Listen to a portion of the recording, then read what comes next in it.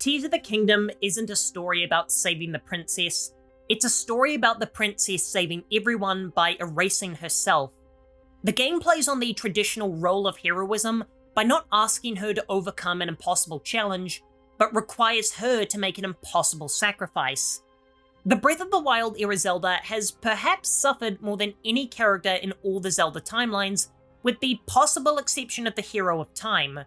This is a free-spirited and adventurous girl who wants nothing more than to spend her time learning about the technological wonders of the past and using it to make a better future. But she's tragically born into a rigid religion where she's deified as the incarnate form of the goddess Hylia.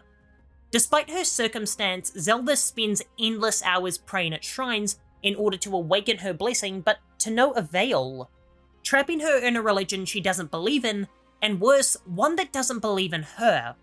Until the coming of Ganon, where she makes the ultimate sacrifice and willingly traps herself within the cocoon to await Link's revival, and spends a century holding back the full force of the calamity, all the while the isolation and malice driving her to the breaking point.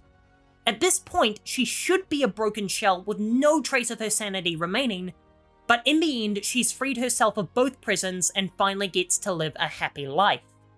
This positions Zelda in a similar role to Link in Ocarina of Time, as a figure displaced from their era and having had a traumatic experience trapped in stasis for several years due to an event that they caused. If you want to know what I mean by that last part, stick around to the end and I'll link to a video that explains that with more depth. But the point is, Breath of the Wild Zelda has had an extremely traumatic life, and where most Zelda characters are granted the mercy of only one world-ending threat, she's forced to face two. And that second calamity shows her absolutely no mercy, pushing her to a point where if this wasn't a Nintendo game, would almost certainly result in her losing what little sanity she had left.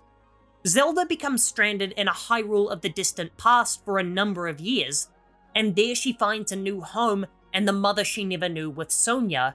Yet once again, she's forced to watch her beloved kingdom crumble before her eyes as her new family is killed off one by one. As this second calamity unfolds around her, she's forced to make an impossible sacrifice in a fleeting chance to prevent annihilation, to swallow the secret stone and return to her temporal prison for millennia, and await Link to solve the ancient mystery and free her from her draconic form. This is a brutal thing to put this character through. She's already spent 100 years trapped in a state between life and death, all the while holding back a devastating monster. For the narrative to force her back into that hell is cruel, especially for a character that has been portrayed as nothing but earnest and innocent. In Breath of the Wild, Zelda knew that the Shrine of Resurrection would take 100 years to revive Link. This means she knows when she goes to face Ganon, she only has to hold him back for a century. It's still an impossible task, but it gives an end goal that she can constantly strive towards. So making the choice to put herself in stasis is by no means simple, but she knows how long she has to wait. In Tears of the Kingdom, she has been sent so unfathomably far back into the past that it's described as, quote, a time so long ago it's receded into myth.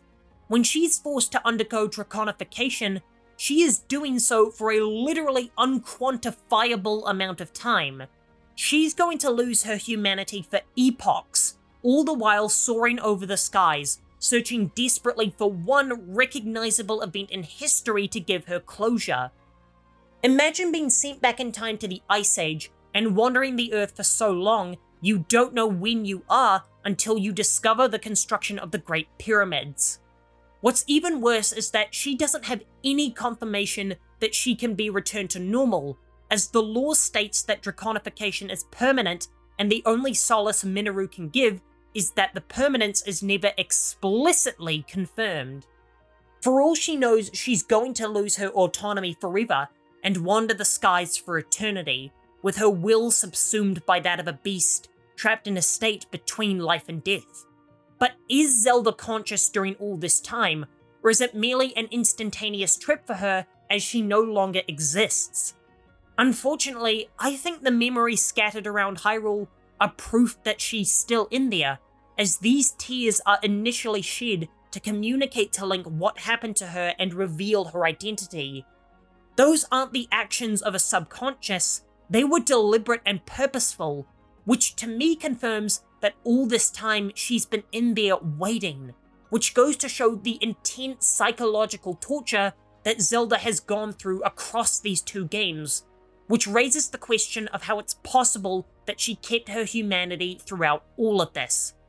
That's a question I can't answer, but I can ask someone who might. How do you think Zelda was able to stay sane during all those millennium as the Light Dragon, especially since this was her second time going into stasis? Ooh, well, spoiler. Oh, sorry.